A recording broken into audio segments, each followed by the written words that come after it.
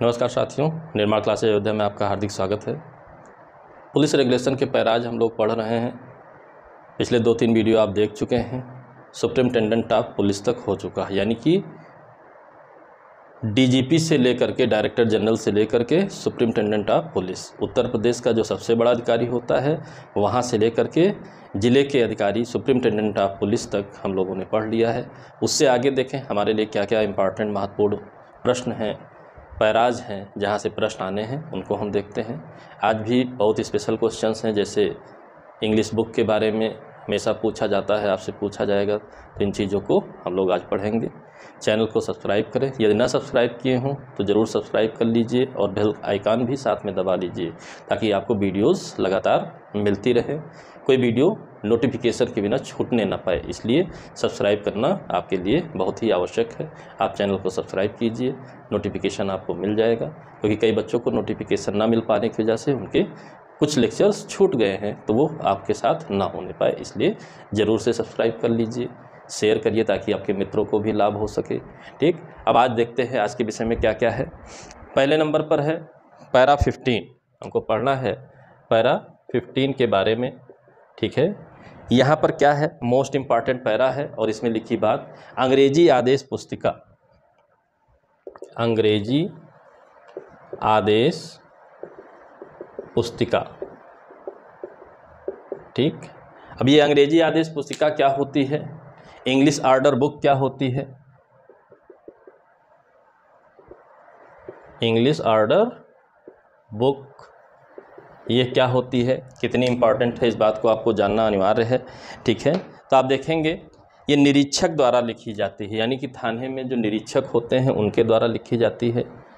निरीक्षक, जिसे आप इंस्पेक्टर कहते हैं, द्वारा लिखी जाती है। ठीक, पहली विशेष बात। और हस्ताक्षरित की जाती है, और वो भी कब, प्रतिदिन। ये भी जानना है कि हस्ताक्षर कब करना होगा, लिखना कब होगा, प्रतिदिन लिखना होगा। अब बात आई किस बात को लिखेंगे यहाँ पर। ठीक है, किस बात को यहाँ लिखा जाएगा, थाने में सूचित संज्ञेय अपराध,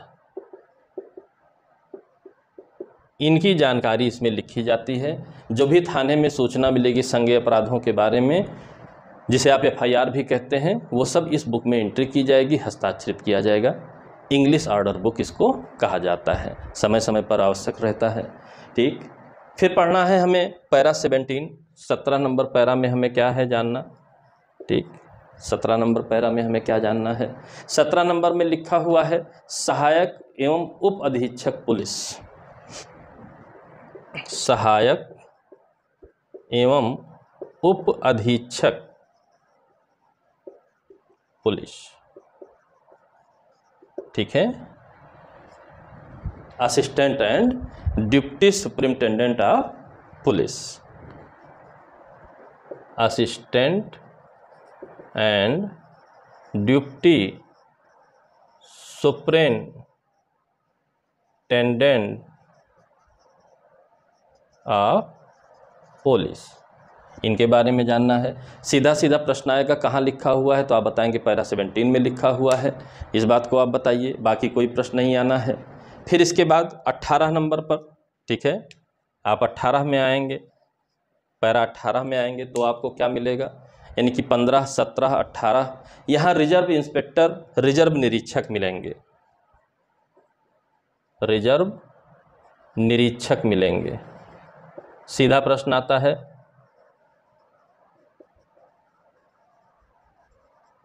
रिजर्व निरीक्षक, रिजर्व इंस्पेक्टर से सीधा प्रश्न किस पैरा में है, 18 में है। ये क्या करेगा, रिजर्व लाइन का ये भार साधक अधिकारी होता है। ठीक है, इसका क्या है काम, रिजर्व लाइन होती है, पुलिस लाइन के रूप में आप जानते हैं, रिजर्व पुलिस लाइन होती है, का भार साधक अधिकारी है ये।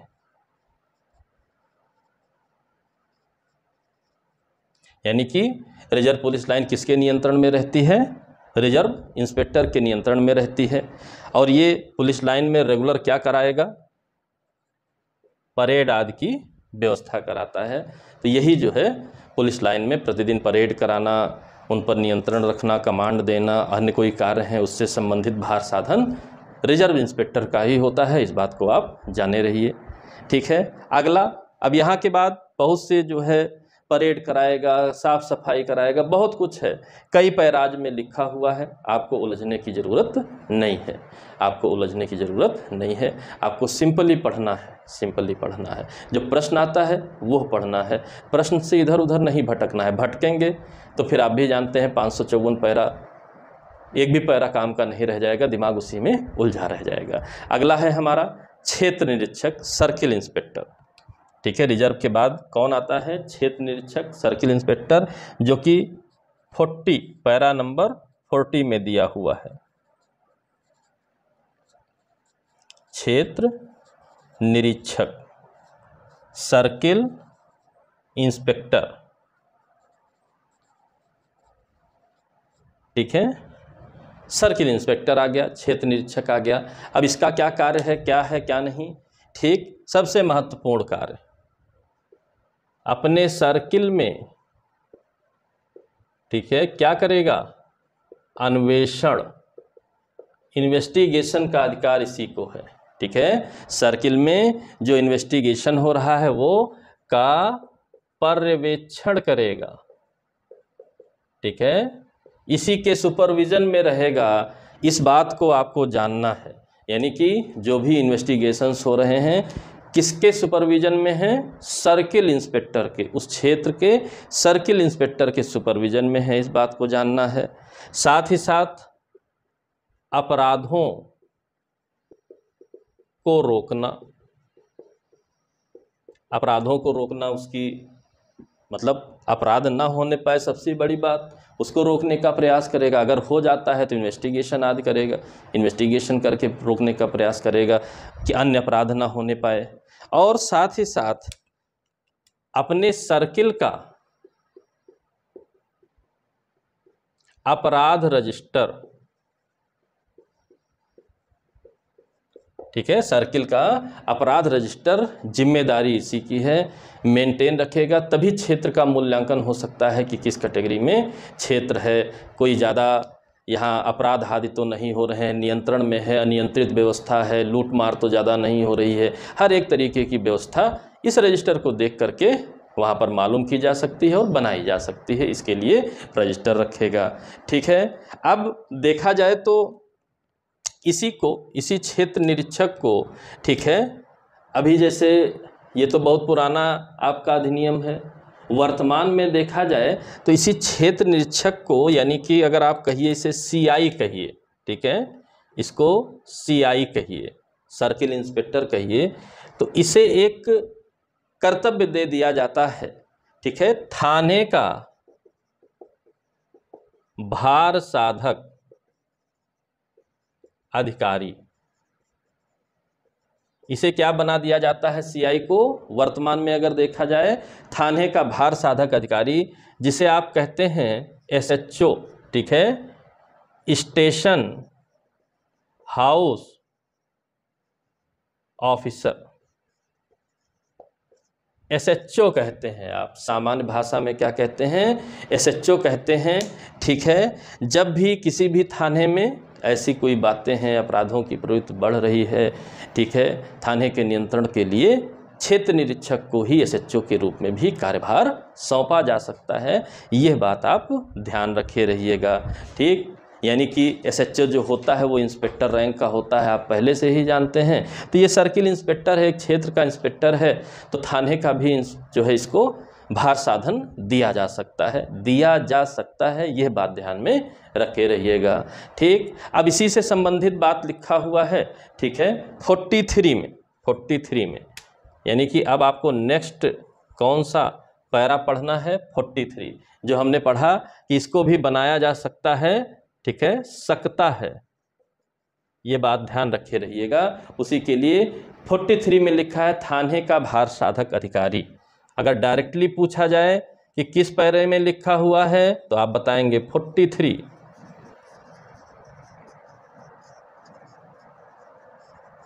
थाने का भार साधक अधिकारी, जिसे हम लीगल लैंग्वेज में कहते हैं officer in charge of A police station. Officer in charge of A police station. ठीक है, यह एक सामान्य जो लैंग्वेज है लॉ में यूज होती है, सीआरपीसी भी आपने पढ़ रखा है। ठीक है, तो यही आपने पढ़ रखा है ऑफिसर इंचार्ज।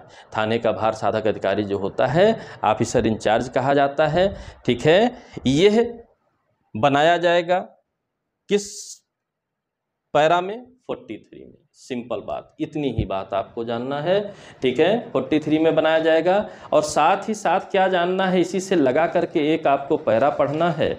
किस प्रकार पढ़ना है ये एक अलग बात है। ठीक है, यह एक अलग बात होती है। सारी जिम्मेदारियां थाने की सब कुछ इसी के पास होती हैं। एक एक्स्ट्रा पैरा आपको इसके साथ जानना है। 43 के साथ इस थाने के भार साधक अधिकारी के साथ एक महत्वपूर्ण प्रश्न बनता है पैरा नंबर 45 से, जहां पर लिखा हुआ है, ठीक है, कि यह एक गोपनीय, ठीक है, गुप्त, पब्लिश नहीं, गुप्त नोटबुक रखना चाहिए। यानी कि आपसे प्रश्न पूछेगा कि किस पैरा के अनुसार थाने के भार साधक अधिकारी को एक गोपनीय नोटबुक रखना चाहिए, तो आप बताएंगे पैरा 45 के अनुसार एक गोपनीय नोटबुक रखना चाहिए। फिर इसके बाद आपको जो पढ़ना है वो पैरा 51 पढ़ना है। 51 में क्या लिखा हुआ है? अधीनस्थ उप निरीक्षक, यानी कि निरीक्षक के अधीनस्थ कौन हो जाएगा?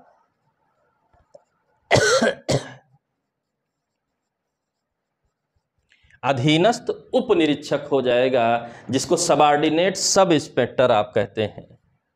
Subordinate sub inspector.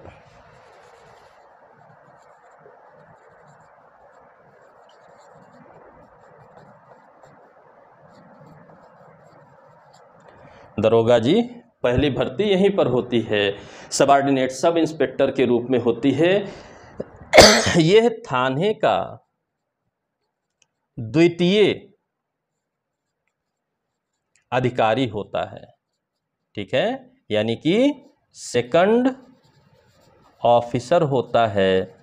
यह बात भी आपको जानना है। ठीक, यानी थाने का भार साधक अधिकारी 43 में है तो 51 में सेकंड ऑफिसर है। यानी कि जब थाने का भार साधक अधिकारी नहीं रहेगा थाने पर, तो थाना किसके कंट्रोल में होगा, किसके गाइडेंस में होगा? सबऑर्डिनेट सब इंस्पेक्टर के गाइडेंस में होगा, जो कि पैरा 51 में लिखा हुआ है। यानी कि आज हमने कहाँ से पढ़ा? इंग्लिश नोटबुक से लेकर के हमने second officer of A police station यहाँ तक पढ़ा, यानी कि पैरा 15 से लेकर के पैरा 51 तक पढ़ा। सारे वही लाइनें हैं, वही बातें मैंने बोला है जो आपके प्रश्न आएंगे। बाकी बहुत सी बातें लिखी हैं, पुलिस एक्ट आप खरीद चुके हैं, देख रहे हैं, आपको खुद ही समझ में आता है कि रेगुलेशन पढ़ने में कितनी बड़ी समस्या होगी। चुनी हुई बातें हैं, चुने हुए तरीके से पढ़िए, इससे बाहर आपका कुछ भी प्रश्न नहीं आना है। वो पिछले प्रश्न पत्रों को ही देख कर आप समझ सकते हैं। तो इसी आधार पर मैंने कहा, यदि आपने चैनल को सब्सक्राइब ना किया हो तो सब्सक्राइब कर लें, ताकि उचित पढ़ें, सॉलिड पढ़ें, सिलेक्शन लें। ये आपके लिए, आपके भविष्य के लिए बहुत ही आवश्यक है। अगले वीडियो तक के लिए इंतज़ार कीजिए थोड़ा सा। ठीक है, मिलते हैं। पैरा 51 से आगे हमको क्या क्या पढ़ना है, ठीक है, और जानेंगे कि हमारे क्या क्या प्रश्न आएंगे। तब तक के लिए जय हिंद, जय भारत, धन्यवाद।